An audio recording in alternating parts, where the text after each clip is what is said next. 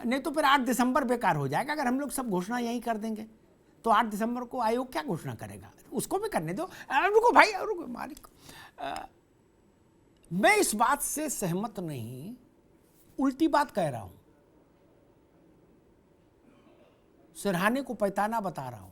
मैं इस बात से कतई सहमत नहीं राई रत्ती भर भी कि मैनपुरी का नतीजा 2024 का रेफरेंडम होगा, उसका एक फोटो फिनिश होगी, उसका एक दिग्दर्शन कराएगा, कतई सहमत नहीं। इसके पक्ष में उदाहरण देता हूं। अब तो खैर कांग्रेस के बहुत ही बुरे दिन आ गए, कोरोना ही हो गया समझ लो पार्टी को यूपी में, लेकिन जब उतना बुरा नहीं था, लेकिन था कमजोर पार्टी, लेकिन उतनी बुरी नहीं थी, तो अमेठी रायबरेली जीतती थी, तो उससे लोकसभा में कोई फर्क पड़ा नहीं ना। 2 महत्वपूर्ण चुनाव क्षेत्र थे आपके पैतृक, जीत जाते, बात खत्म हो गई।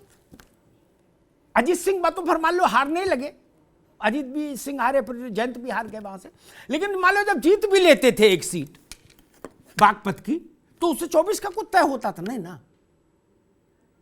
आजम खान रामपुर जीत लेते थे, 24 में तो कोई राय, लोकसभा में तो कोई फर्क ही नहीं पड़ता था, आओ चाहे इस्तीफा दे दो, ऐसा नहीं। हां, समाजवादी पार्टी के लिए और खासतौर पर परिवार की प्रतिष्ठा के लिए यह रेफरेंडम होगा, इस बात के अंतर को समझिए। 24 का इससे कोई लेना देना नहीं। मान लीजिए एक सीट मैनपुरी की सपा के नाम रिजर्व हो जाए, तो भी 79 सीटों पर चुनाव है, तब इसलिए ऐसा विषय नहीं है, इसको इस ढंग के डाइल्यूट भी मैं नहीं कर सकता, ना इतना अतिवाद में जा सकता हूं। हां, समाजवादी पार्टी के लिए संकट है। अब जो न मानियो ब्रह्म सर तो महिमा मिटे अपार।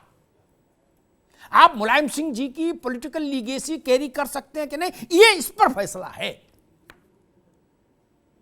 24 पे नहीं है। 24 की बड़ी तस्वीर है, वो एक लोकसभा क्षेत्र से कैसे तय हो जाएगी ना। जैसी मैनपुरी पैसे फर्रुखाबाद, फिर तो इसलिए वो तर्क नहीं लागू हो गया। हां, मुलायम सिंह जी की राजनीतिक कर्म क्षेत्र से समाजवादी पार्टी बिना किसी व्यवधान के अगर नहीं जीती तो उसकी हैसियत पर सवाल उठेगा। और एक बात मैं कह दूं, हमने कई बड़े लोगों को देखा है अपने पत्रकारी जीवन के तौर पर, उनसे मिलके उनके साथ पत्रकार का रिश्ता रख के देखा। चरण सिंह के वारिस थे अजीत सिंह जी। नए लोगों को जानना चाहिए, चरण सिंह ज्यादा नहीं भी मानो तो कम से कम 8 राज्यों के सबसे बड़े किसान नेता थे, 8 राज्यों के। उनके दरबार में जो लोग बैठते थे, आज के लोग तो उतने बड़े कद के नेता नहीं, क्या जो उनके दरबार में बैठते थे चरण सिंह के, क्या स्थिति हुई, घटते घटते घटते घटते नैनो टेक्नोलॉजी हो गई। 8 राज्यों से घटते घटते बागपत बचा, बागपत भी गया, छपरौली बची विधानसभा, है ना। कल्याण सिंह के वारिस के जैविक पुत्र राजवीर से, लेकिन क्या कोई कह सकता है कि राजवीर कल्याण सिंह है? नहीं ना, भाजपा भी यही नहीं कहती। नहीं, भाजपा के प्रयास से वो अपनी सीट जीत लेते हैं, उतना ही ठीक है। क्या कब तक जीत पाएंगे, मैं इस पर भी बहस में नहीं पड़ता। बहुगुणा जी के बेटे, बहुगुणा छोटे आदमी नहीं थे, पुराने लोगों को पता होगा। बहुगुणा जी के बेटे विजय बहुगुणा कहां है? कहां है? जब कांग्रेस का जलजला था तो वो उसके प्रमुख राष्ट्रीय महासचिव थे, उत्तर प्रदेश के मुख्यमंत्री रहे, जलवेदार नेता रहे, छोटे आदमी थे। कहां है? इसलिए ये मैं नहीं कह सकता ना, ये पारिवारिक संपत्तियों का बंटवारा नहीं है। जनता देखेगी।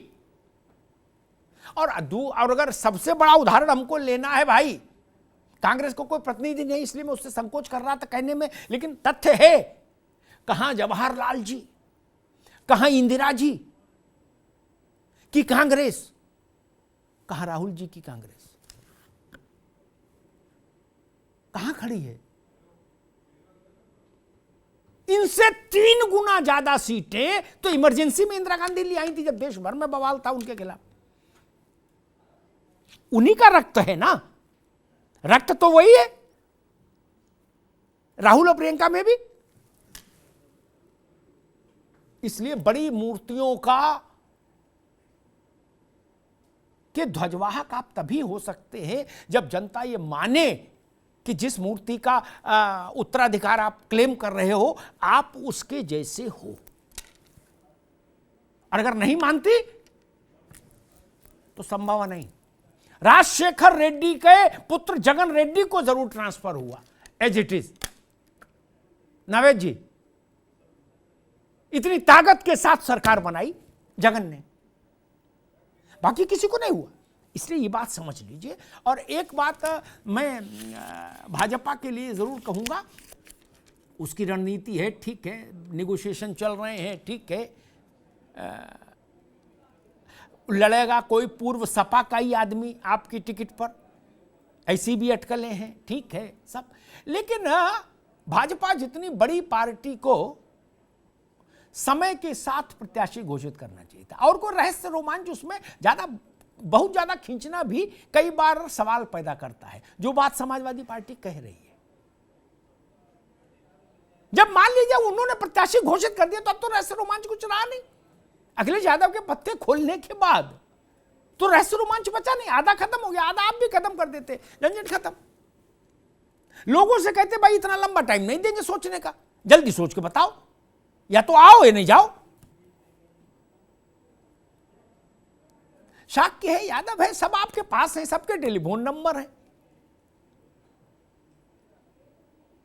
जो हिम्मत करे उसे कंधे पे हाथ रखते कहते चढ़ जा बेटा, आगे बढ़ जा। इसलिए मुझे लगता है कि भाजपा जिस बड़े बहुमत को उत्तर प्रदेश में और केंद्र में एंजॉय करती है, उसके लिए ये बहुत ज़्यादा वो करना कि नहीं जी अभी मीटिंग चल रही है, बात हो रही है जी, सही समय पे बताएंगे। और शिवपाल जी तो गजबे कर दिए, आज वो अपनी पार्टी के प्रवक्ताओं को भी मना कर दिए कि मत बोलना कोई। यानी कौन सी तंत्र साधना हो रही है, क्या सिद्ध करना चाहते हैं? अरे ऊंट की चोरी नहीं हो रही, चुनाव की राजनीति कैसे होती है? गुपचुप गुपचुप ना जी, 4 घंटे और पर्दे में रह लेंगे। पर्दा तो हटाना पड़ेगा ना, लड़ाई में तो आना पड़ेगा। यही लोकतंत्र है, पर्देदारी नहीं चलती। जनता की अदालत में तो हाजिरी माफ नहीं होती, अदालतों में हाजिरी माफ मिल जाती कि हमने, हमारा वकील आएगा। जनता की अदालत में ऐसा नहीं होता, त्रिवेदी जी, नहीं होता ना। जनता की अदालत में हाजिरी माफी नहीं होती, जिसका संबंध है उसी को जाना पड़ेगा। अब तय शिवपाल जी को करना है, वो लड़ना चाहते हैं, लड़ाना चाहते हैं, कमल फूल धारण करना चाहते हैं, नहीं धारण करना चाहते हैं, इतने उनको करना है। लेकिन हाँ, मैनपुरी के संदर्भ में शिवपाल यादव की भूमिका जब तक स्पष्ट नहीं होगी तब तक सेंसेशन बना रहेगा, तब तक रहस्य और रोमांच का पुट बना रहेगा।